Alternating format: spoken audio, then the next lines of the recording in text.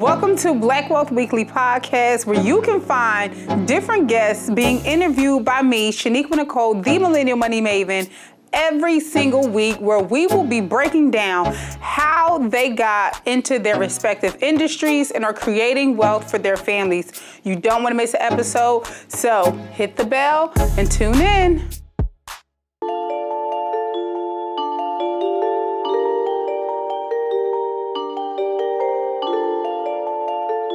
What's up, family? Shaniqua Nicole, the Millennial Money Maven, here at the 2023 InvestFest with Black Wealth Weekly magazine. And this king just pulled up on me.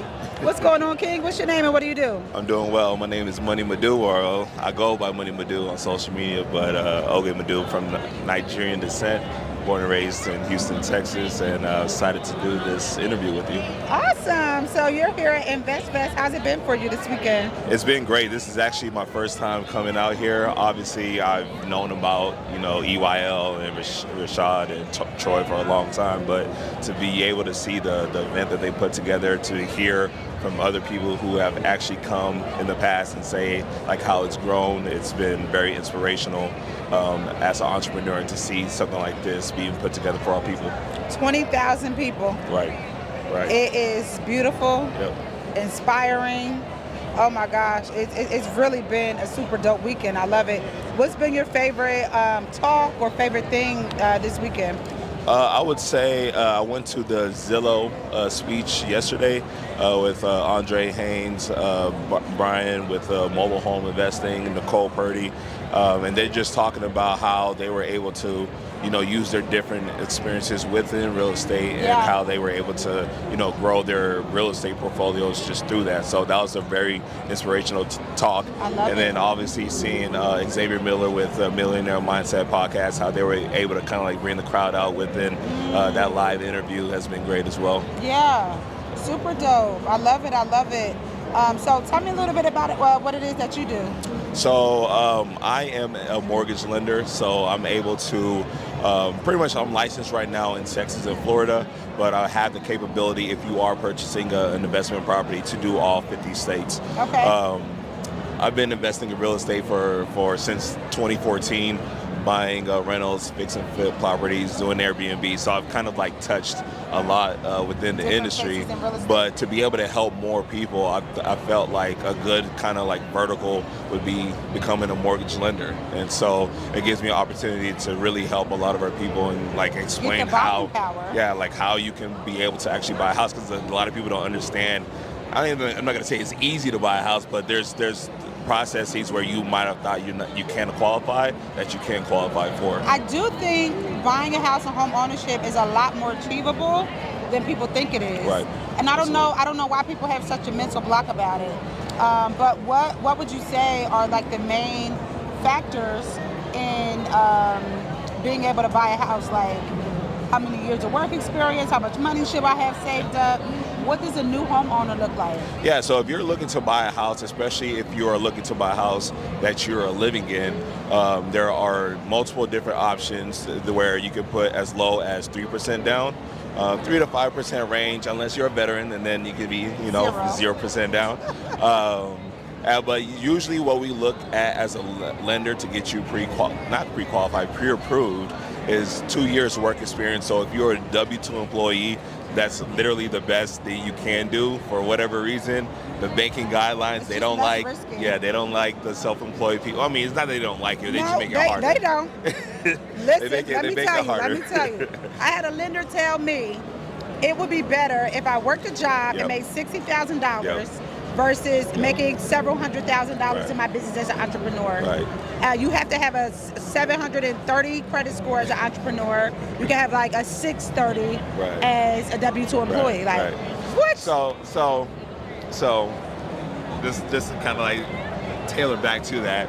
It's not that high. It's just that if you are self-employed, unfortunately, you can't write off as much on your taxes. Well, yeah, of course. And so, because a lot of us we like to write off a lot of Absolutely, houses. yeah. We're not trying to pay all these taxes. Right. But if you're trying to buy a house, You they have to show that Yes. you are making this income, and so that's unfortunately. Now, talk one to of the me about parts. entrepreneur loans. Are you involved? Do you do any entrepreneur loans Yeah. or investment loans? Yeah, so we have what we call a DSCR loan, which is a debt service coverage ratio loan. And pretty much what it is, it goes based off of the house. So if a house is able to, in a sense, let's just say your mortgage on the house would be $2,500, and you know that you can rent it out for $2,500 and more, Yeah. it's a pretty good deal. And a bank would be able to kind of like give you a loan on that property. Okay. Now, the slight downside to that is, well, if you're buying it, you're not going to buy it for like 3% down or 5% down. The best opportunity is usually around 15%, Okay. but you can usually expect to put about 20% So down. you just need a little extra cash. Yeah, a little bit of extra capital. Gotcha, Absolutely. gotcha. Okay, well, I mean, that don't sound too bad. No, it's not horrible. Oh, wait, let me go back. So in regards to, when you're trying to purchase a house as a primary residence, we are looking at your last 2-year W-2s, Right. your last 2 months bank statements, and we are also looking at your last 2 pay stubs. And so what that does is it allows me to see your income, and then whenever I run your credit, that, goes against, or we compare it against your debt. Right. And that Calculate the debt to income ratio. Absolutely. And so from there, depending on where you're at, that allows me to say, okay, you qualify for a $300,000 house, Right. or $400,000, whatever the case is. Now, Gotcha.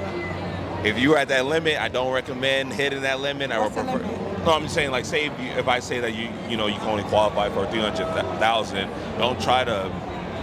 It will be more preferable to see if you can buy something a little bit less than that, because a lot of people don't understand is, all right, if you are at that 300,000, you're probably kind of at that limit where it's like It can get at tough you're right. for you. And so a lot of people don't understand is that typically when you buy a house, your property taxes tend to go up after a while, and that means your mortgage payment goes up a little bit. And some people don't realize that that's the thing that can happen. Yep. It doesn't always happen, but that's something to consider. And a In lot of people these don't. markets, It's been going crazy these if last real couple estate years. is going up, your Yeah. taxes are going to go up. 100%. Especially if you're in like markets where there's a lot of gentrification. Absolutely. That Absolutely. is how people end up with tax liens and then losing The house. to Yep. tax liens. Yep. So no, Yep. that's a valid point to make for sure.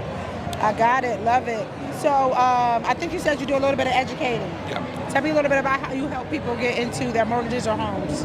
So I have a YouTube channel. So you Shout go it to out. youtube.com/moneymadu, where I be discussing mortgages, the different types of loans it is, some of the experiences that I have in regards to buying a house, how I've used some of the programs to fix up a house, build in the equity, and now it's, I have over $100,000 in equity in just a home that I was able to I love buy in a hood in Houston, in the area that's gentrifying. So And now it's not the hood no more. it's turning literally over. turning over. Like I'm literally watching it turn over. So Right. for a lot of people, they like to buy their dream house up front. Don't do that unless you're just balling. If you balling, just go for it. But if you are in the beginning of your phases, it's okay to buy something that's a little bit more affordable, a little bit more in your budget. And I always recommend, if you buy a house, most people are not staying in that house for a long period of time. Yeah. So buy something that you will be able to rent out afterward. Yes. And so that's where you don't want to buy too much over your means, because you typically won't be able to rent it out for a profit if you're buying too high. So that's Got just it. something to keep in mind. Got it. I love it. Awesome. Well, drop a gem for the people before we wrap. Drop a gem of inspiration, Yeah. or it can be a financial tip to help them get their first house. I would just say, just take action. A lot of people, they have this analysis paralysis going on. Take action. One thing that's a blessing within real estate is that you can fail, or not even fail.